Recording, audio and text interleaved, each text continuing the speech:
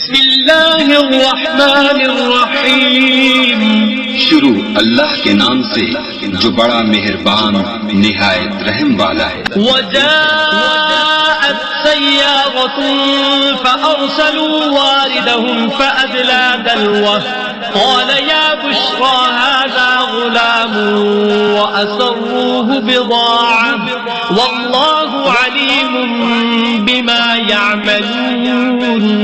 اب خدا کی شان دیکھو کہ اس کنویں کے قریب ایک قافلہ آوارد ہوا اور انہوں نے پانی کے لیے اپنا سقا بھیجا۔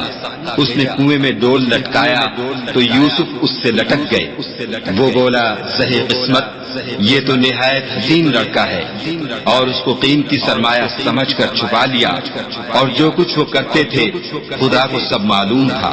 وشروه بثمن بخس دراهم معدودة وكانوا فيه من الزاهدين۔ اور اس کو تھوڑی سی قیمت یعنی معدود چند درہموں پر بیچ ڈالا، اور انہیں ان کے بارے میں کچھ لالچ بھی نہ تھا۔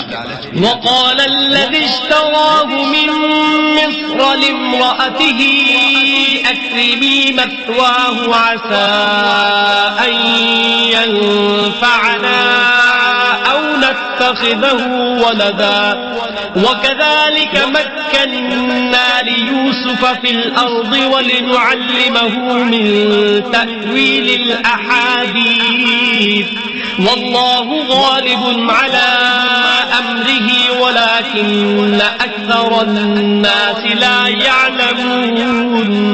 اور مصر میں جس شخص نے اس کو خریدا، اس نے اپنی بیوی سے جس کا نام زلیخا تھا کہا کہ اس کو عزت و اکرام سے رکھو، عجب نہیں کہ یہ ہمیں فائدہ دے یا ہم اسے بیٹا بنا لیں۔